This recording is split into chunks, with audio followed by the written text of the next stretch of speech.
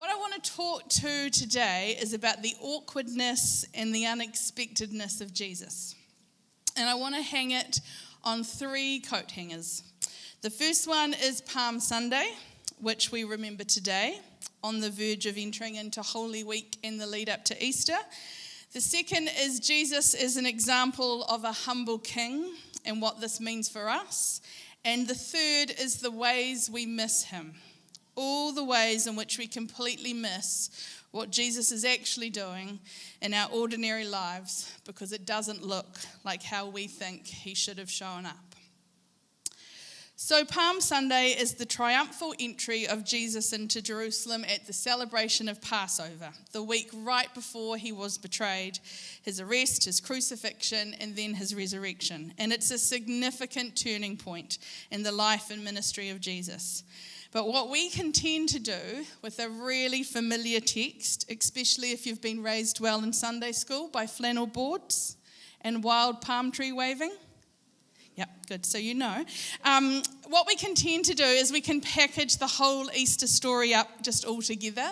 We can put a wee bow on it and we can run it through at a really good pace with our eyes fixed on Easter Sunday. But today I want to invite you instead to slow it all down, to not rush through the awkward bits, and to let the moments that make up this whole picture settle on you in a different way. And I don't tell you this from an area of expertise. I am not a slow it down kind of person. In fact, I've been told that by the time I've said we're going to pray for the children, stand up and get out, it's gone. But I have recently had a rather uncomfortable revelation that in fact, not only do I not easily slow things down and don't sit with them well, that my strong desire for action and response, instead of sitting with the awkward and the unknown and potentially sad, is sometimes unhelpful for other people. So I want us to learn together to rethink this particular scene in its own right from the Gospel of Mark. And I'd love us to stand as we hear the word this morning. I will give you time to do that. I'll read to you from Mark 11, verses 1 to 11.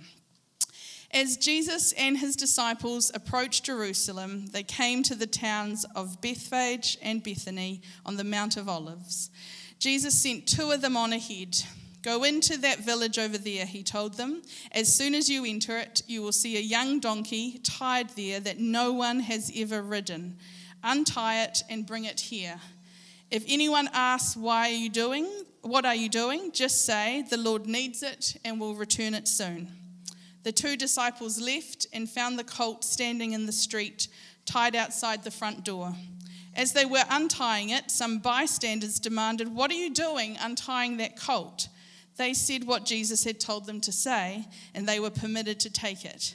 Then they brought the colt to Jesus and threw their garments over it, and he sat on it. Many in the crowd spread their garments on the road ahead of him, and others spread leafy branches they had cut in the fields. Jesus was in the center of the procession, and the people all around him were shouting, "Praise God! Blessing on the one who comes in the name of the Lord. Blessings on the coming kingdom of our ancestor David. Praise God in highest heaven." So Jesus came to Jerusalem and went to the temple. After looking around carefully at everything, he left because it was late in the afternoon. Then he returned to Bethany with the 12 disciples. This is the word of the Lord. Thanks be to God. You may be seated. So there's an awful lot happening here, and it's actually one of the few stories, narrative that's recorded in all of our Gospels. It gets a little confusing if you go with Matthew's Gospel because he suddenly mentions 2 donkeys. And I didn't want to have to unpack the imagery of Jesus riding 2 donkeys, whether it would have been side by side, did he stack them, did he do legs on one? No. So there was a lot of deep Googling. It's a safe at work Google if you want to look at ways to sit on 2 donkeys. But we're not doing that. We've gone with Mark. Mark's action to the point spells it all out for us. So there's a lot happening in here. There's a lot of symbolism, a lot of prophecy, and heaps of rabbit holes that we could fall into in the pursuit of unpacking it all. So we're just going to look at some of the action, some of the imagery, and some of the statements that have been made. Jesus has clearly decided to not just walk. And we know he's a walker. He walks into places, he walks past by people, he walks into towns, he walks into people's houses. This time he's decided to stop and, shall we say, loosely borrow someone's young donkey. He's known for his walking about, but today he chooses another option, and rest assured he chooses that one on purpose. Jesus then demonstrates his absolute authority and his sovereignty in a very tiny, unseen way. He tells his disciples to use this phrase, "the Lord needs it," as their way to explain why they are suddenly taking someone else's donkey. And he's clear about the order, which I find really interesting. Untie it first, then take it. And then if you have to explain, say that you have permission from God, which I think is a rather awkward order of events. In giving two of his disciples this task of borrowing the young donkey, he provides an interesting moment in trust, in obedience. And I believe he was trying to make a reference to a now famous line from Obi-Wan Kenobi, and please tell me you can go there with me, because if I have to talk this whole thing through, it will go down badly. But Obi-Wan is talking to stormtroopers in the New Hope movie. He's got Luke with him, R2-D2, C-3PO, anyone, thank you, bless you. And they're trying to avoid detection by the Empire. And Obi-Wan says, "These aren't the droids you're looking for." Come on, Gen X and Boomers people. This is the early 80s. Okay, good. So he says, because they're detecting the droids. So they're detecting R2-D2 and C-3PO, who are clearly sitting in the little sand-moving thing. And then Obi-Wan says, "These aren't the droids you're looking for." Okay, so new Palm Sunday revelation. Jesus uses Jedi mind tricks. And he says, if anyone asks, who needs the donkey, say, "The Lord needs it." Okay, good. That could have been the main point of my sermon, and some of you were just sitting there like, yeah, but I think it's in it, thank you. So Jesus' Jedi mind tricked the permission for the donkey, and we don't actually know who the donkey belongs to. The bystanders are the ones who in the end offer the permission, because they're the ones who demanded to know what was happening. Perhaps it was the offer to return the donkey, nice and neatly, that sealed the deal for them. This is the part that I think is missing in verse 11 when it says, "Then he returned to Bethany with the 12 disciples, but not before sending back the donkey with a thank you note." Then let's discuss the choice of a donkey. An interesting option in itself, a specifically requested unridden and young donkey. So what we have here is an animal that in its nature is a donkey, and it's young, and it's not been trained to be ridden on. So am I thinking it's not a huge leap to think then that perhaps the donkey doesn't know the appropriate response to being sat on and coaxed forward, and is now carrying the precious cargo of the Son of God, creator of the entire universe, at a pivotal plot moment? And that's the kind of thing that makes me anxious. There are too many uncontrollable variables so far in this story. And as my father rightly pointed out, it's an unwise decision to send an animal like this into a crowd of excitable yelling people who are wildly waving parts of trees in its face in the midst of building tension and unpredictability. This is in fact a very messy scene. And too quickly we race through it. Jesus got on a donkey, went into Jerusalem, Easter begins. This is an intentionally non-smooth entrance, a powerful, disruptive moment, a secret message, and an answer to long-remembered prophecy. And I have to ask at this point, and I apologize for the slightly less than holy imagery, did Jesus drag his feet on the donkey? Did he have to do a little hitch? A wee awkward one, as he plodded forward unsmoothly on the unridden, of unknown origin, inexperienced donkey to stop his feet from dragging on the ground? Did the donkey stop at the wrong points in the procession? Did it fail to restart? Was there a lot of yelling to move the donkey forward? Did Jesus' disciples have to slow the parade right down just so the donkey could remain calm and move at his own pace? Maybe the garments they stacked on top worked like a little bit of a booster seat. Or maybe they were, in fact, the selfless act of lavish love that we remember them poured out on Jesus by those who adored him, even though everyone might have been a little unsure of what he was up to exactly but still followed him into the middle of the street. I ask the awkward questions. I zoom in on these unnecessary details, and I look again at this familiar scene to let the awkwardness and the unexpectedness of Jesus sink into your brain this morning. Even if you're not wired that way, even if you read it as a perfectly sensible story, I want you to start thinking of the unusual nature of the intentional things that Jesus did on this particular day, Palm Sunday. I want you to have a different lens to start looking around and poking around and start to wonder why. It's a very short, neat sentence to say that Jesus entered Jerusalem on a donkey. So it's pretty clear from my points that the donkey is an awkward choice.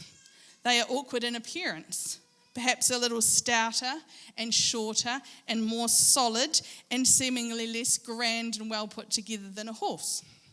They have a strong sense of plod to them, which is not necessarily a bad thing. But they're not out there wildly shaking their luscious manes and tails. They are minimal when it comes to manes, and they have very short tails. They have stubborn backs, not designed for the curve of the ease of riding. Google tells me that the average donkey would in fact be far too small for an adult man to ride. It would be clumsy and cumbersome, maybe not entirely comfortable. And yet this donkey speaks of humility, of service, of peace, and of meekness. This donkey also speaks of a very clear prophetic image from Zechariah 9 verse 9 about Zion's coming king. Rejoice, O people of Zion. Shout in triumph, O people of Jerusalem. Look, your king is coming to you. He is righteous and victorious, yet he is humble, riding on a donkey, riding on a donkey's colt. Our king comes to us. He is righteous and victorious, and he is humble, and he rides on a donkey's colt deliberately. He didn't weigh it up. He did it on purpose. He knows exactly what he's doing. He doesn't mind awkward, and I fear that he is a big fan of the unexpected.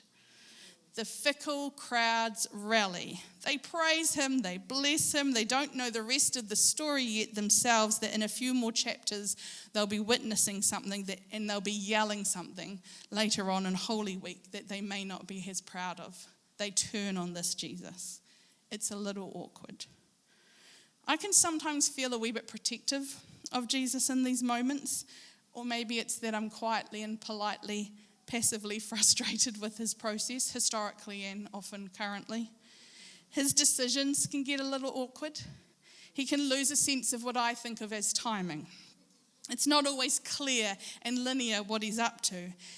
And I'm not an expert in PR, but there's ways that things can be done. I imagine myself with a little clipboard running down the streets of Jerusalem being like, would we do that? If we could just fix that perhaps there, just adjust that, maybe we wouldn't have gone with that. If you could be smiling while you're doing weird things, people find that a little bit easier. I have a strong sense of wanting to protect him from potentially explosive situations, of reducing the conflict that he awkwardly embraces. But what a very different story this event would be if Jesus walked into Jerusalem, quietly went to the temple, journaled his frustrations with the city and kept it all to himself. Or if he rode into Jerusalem on a horse, his disciples in full military colours, an army of well-organised soldiers behind them, evacuating the crowds with their power, challenging the authorities, raining down the fullness of his authority on the injustice before him. Quite different stories. In his choice, on someone else's donkey, bless them, despite the awkwardness and the unexpectedness, he still enters the city as king. He still claims his authority with every plod as king. He fulfills the prophecy. And as N.T. Wright says, within his own time and culture, his riding on the donkey over the Mount of Olives, across Kidron, and up to the Temple Mount spoke more powerfully than words could have ever done of a royal claim. N.T. Wright calls this street theatre. Jesus is using symbolic actions and gestures to make a point that he is the king who is arriving in the royal holy city. And he's coming as the King of glory, not to ascend a throne, but to ascend a cross.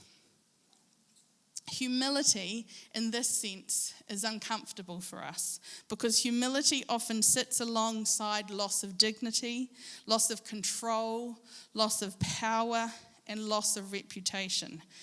Humility wears itself like a hospital gown, and if you know, then you know. Slightly too short, slightly too voluminous, with a large, open, gaping, untiable back. And yet, we are called to put on humility, to wear it as clothing, deliberately and graciously. And possibly the very fact that we are to put it on suggests that maybe we don't wear it that well naturally.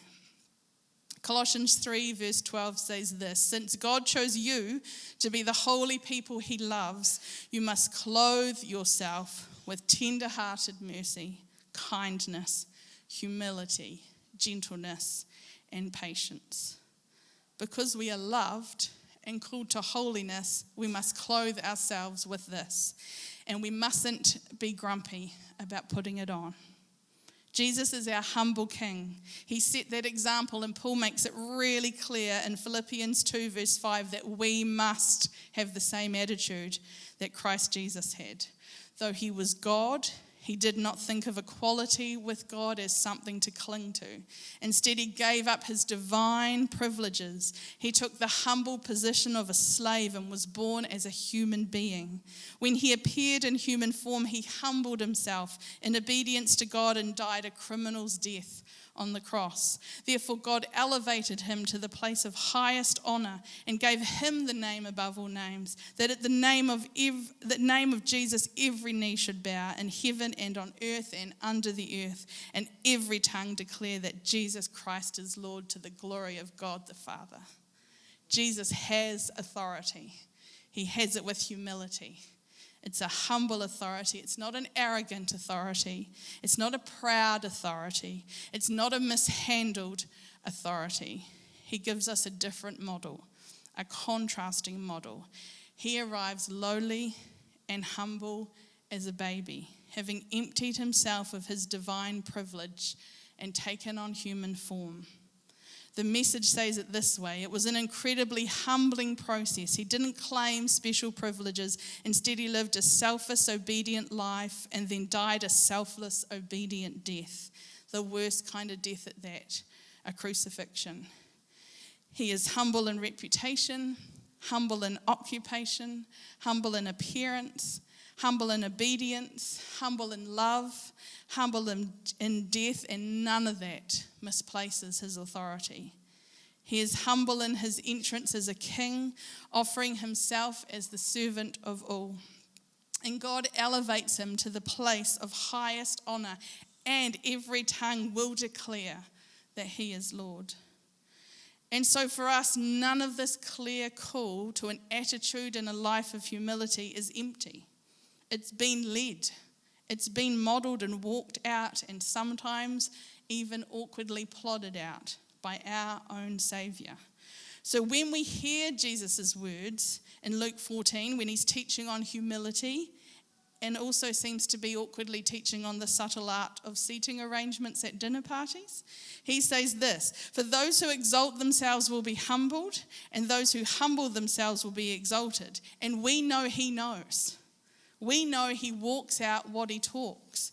And then we read Peter's call in 1 Peter 5, verse 5, to dress yourself in humility as you relate to one another, because God opposes the proud but gives grace to the humble. And we think back to that very same Simon Peter, and we know he knows. Those words are not empty words about trying to be humble. Jesus walked them. Peter walked them. They know what they're talking about. It is not an empty call that we are being called to. It is not a high up model that you will never reach. It has been walked out for you. It has been taught for you. It has been demonstrated for you this Palm Sunday. It's more and more clear that it's very countercultural to be humble. But it's not untested. It's not undemonstrated. You are not the first person stepping out in the state of humility as you graciously let that car turn inappropriately on a roundabout. Although at the moment, as Joel has learned to drive, I like to just as a teaching thing point out where people could have done better in humility. This humility is not suggested without grace, though. It looks very small. It looks like kindnesses in car parks where your humility is strongly tested. It looks like smiling at supermarkets when you'd rather the person in front of you hurry up. It looks like not commenting on social media. It looks like having to apologize first. I don't know which one is hardest. It looks like noticing others and then also remembering to hold in just one good, more biting comment as you leave a room. It looks like helping and offering to help. It looks like saying thank you, but not needing thanks. And then it looks like learning to accept help as well as accepting people's thank yous. There's no loss of power in preferring others. There's no lack of identity in serving another. There's no deficit in being generous. And we are graced as a community to have example after example of people in this room who live lives of humility and serve. The people not in this room, I'm particularly proud of, who look after our children, who teach our children, who gather our children, who minister to our children, who allow our children to feel so strongly that they belong, and they give their time right now to be doing that. We are privileged in this community to know so many humble people just who make Sundays happen. It's incredible. And you probably know this by now, but Jesus has just a wee, teeny, tiny habit, I call it a pattern, of turning up in ways that we don't expect him, in ways that we might recommend as being considered awkward. There is the possibility that we miss him altogether when he is in fact doing something in the midst of your ordinary life, but just maybe not to the plan that you assumed you were both working from. If we decide that we know how Jesus is going to show up in our lives, if we set the parameters for how he's going to be best to work in our lives, as we decide what's good and what's not, then we have the potential to miss him in the midst of our frustrations and our pain. If we're looking for the horse, we will underestimate the donkey. If we're expecting from him the full military action takeover, we miss the gentle opportunities of the servant king. And if we're so desperately trying to stay in control of the narrative of our lives, we will miss his off-script ways, his mystery, his challenge, his invitations.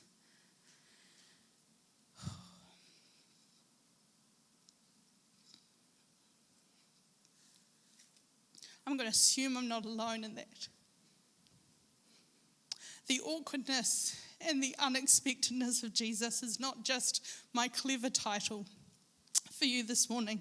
It's an uncomfortable reality that I'm walking in, and I know I'm not the only one. I would rather in this moment share with you a really processed outcome, a really gentle reflection, a lovely, neat, but vulnerable anecdote that ties all of this together, makes a really good solid point, and then we just carry on with our lives, rest assured that all is right with the world. But I'm still wrestling with this. I'm not speaking these words from things that I've absolutely nailed, and so therefore can generously and humbly pass them on to you. This is a reality. It is a reality to struggle with the ways that Jesus turns up in your life and to struggle with the ways that he doesn't turn up in your life. But don't forget the power of his awkwardness, the power of his unexpectedness, his statements of humility. This season has been particularly hard for me, and I'm learning the same thing, to try not to miss him, even when he seems to have not consulted my plan. And I've got a really good plan. And I'm very clear. I'm not even wishy-washy with him about the plan. And it's very well spelled out and explained. And we just don't seem to be meeting together about the plan as often as I would like to be. I've recently wanted to stamp my feet, which is unfortunately a behaviour assigned to children, but it's a very good feeling if you ever just want to get your stamp on. But I've wanted to say to him, and I expect that this is other people's hearts as well, I have been a good soldier. You've seen me, Jesus. I've turned up. I've been a good soldier. I've walked through some stuff. I've got the scars to show it, and this is not my first rodeo. I've learned the lessons.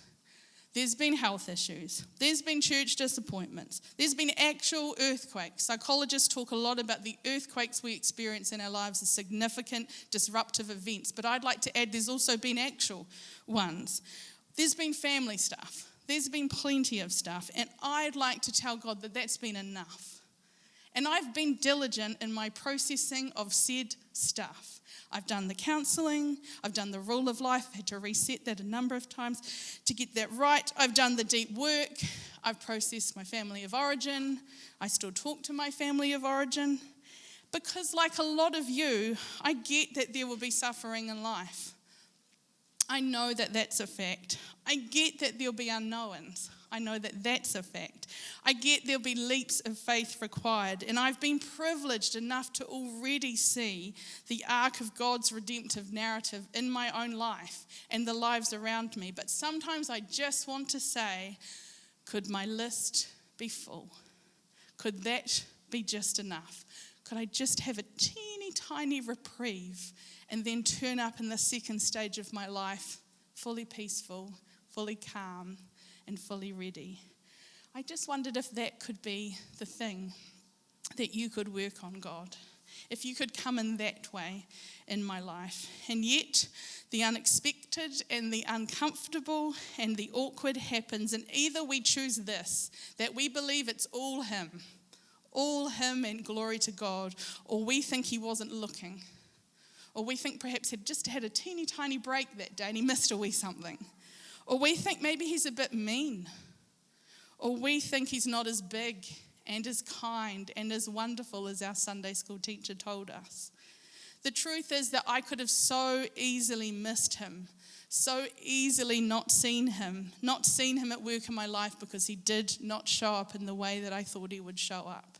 He showed up in the awkward and the unexpected. Nearly a year ago, we started a very grown-up process called getting health and life insurance. It's what grown-ups do. Maybe they don't take as long as we do, but they do it. And we had to do it for a little bit of financial reshuffle. And I was a bit anxious going into it because I thought of a couple of health things, but I thought what I'll do is I'll take charge of the situation and I'll tell them.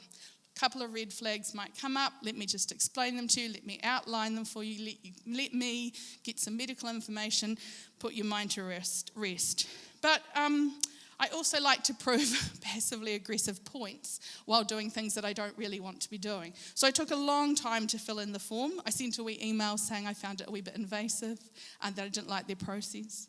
I said that I was quite private about things, but I was willing to share on this because, of course, that's the things that they were going to pick up. And I just wanted to point out that my ducks were very lined up, and I like to know what's coming. I strongly believe in no alarms and no surprises. Except for the fact that somewhere, by clicking that button and being honest and filling in a form, I sparked a wee bit of a medical journey for myself. An insurance-related health professional, much quicker than the public system, turned up at my house, took bloods, did tests, and then came back with a report. I wasn't impressed because I'd decided the things that were going to be an issue, and this wasn't on the list of things that were going to be an issue. I accidentally freaked out my GP because I may have not appeared at my GPs as often as GPs would like. And then I got bumped through the system so quickly that I got a bit of a fright myself. I came back with a diagnosis of diabetes and reduced kidney function. And I tell you that not because you need my medical history, I'm doing okay, but I tell you that because those things were not on my list. Those things were my awkward and my unexpected, and I don't like it in the slightest. And I am not yet able to fully say how much I trust God in that process. It's still just a little too far. But I choose to say it today, not because I like publicly sharing stuff, because I actually hate it. But I choose to say it today to let you know that the things he calls us to are a process, and we don't automatically arrive at them.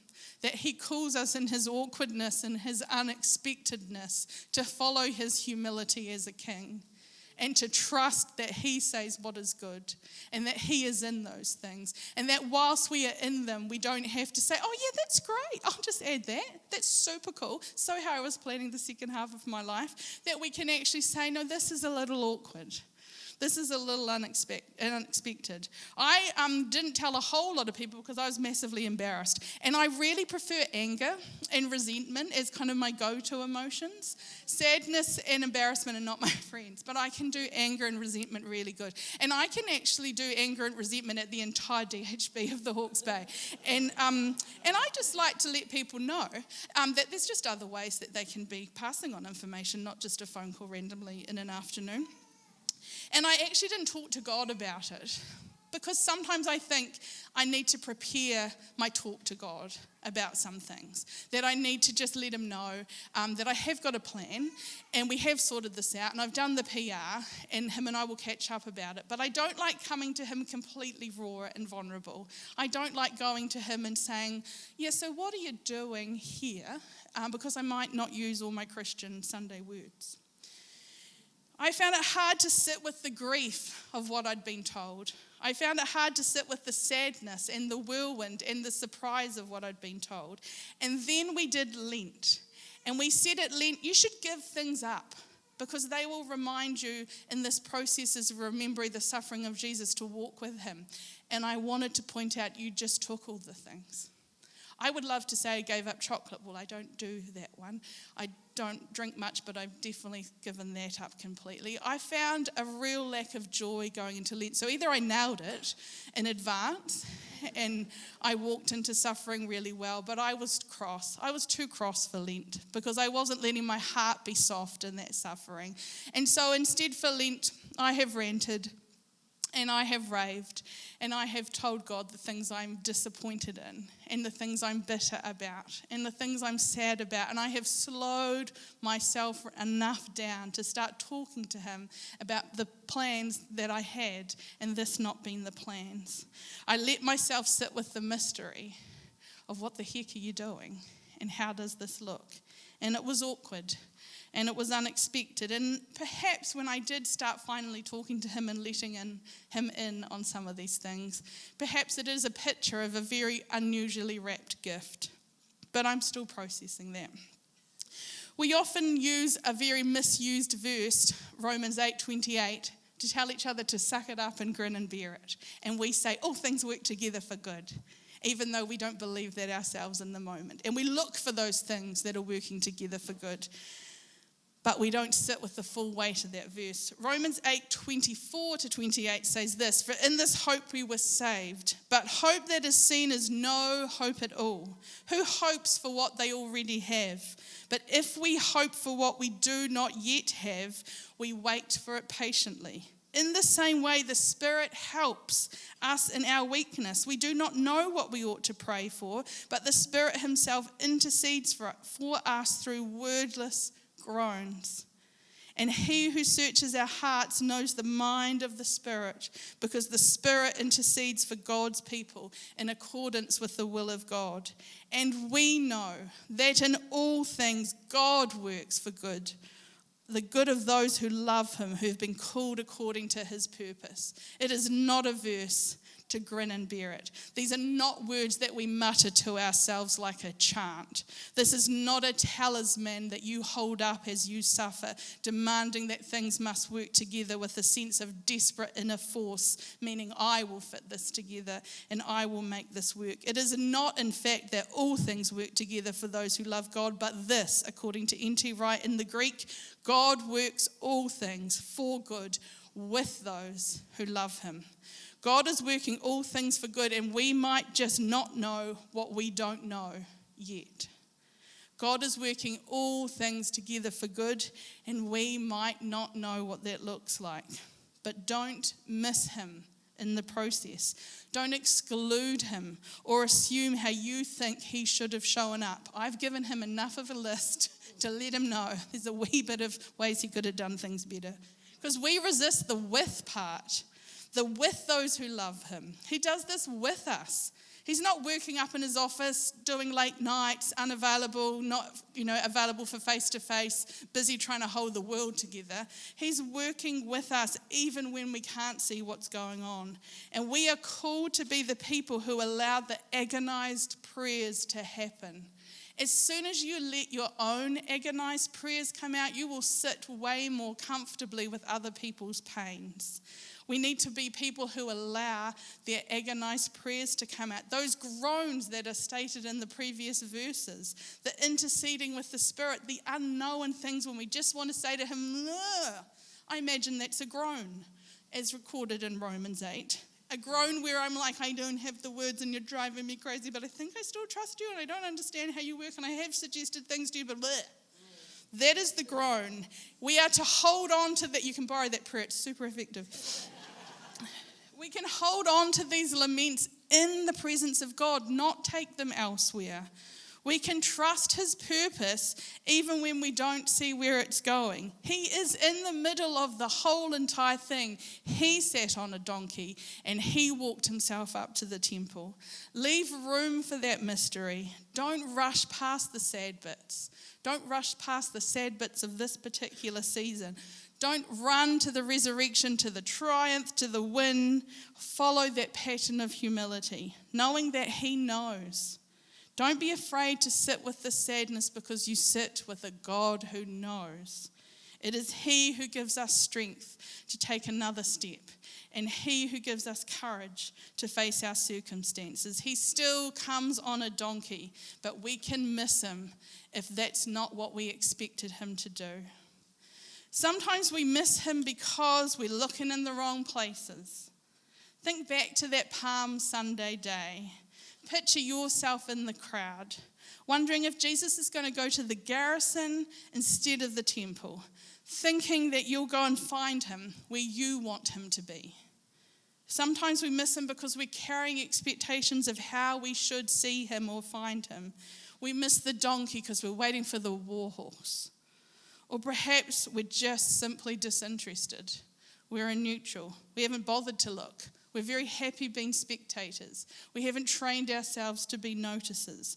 We don't have enough desperation and we just watch the whole parade go on by.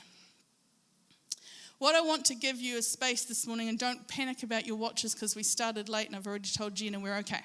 But I want to give you some space to slow things down a little bit.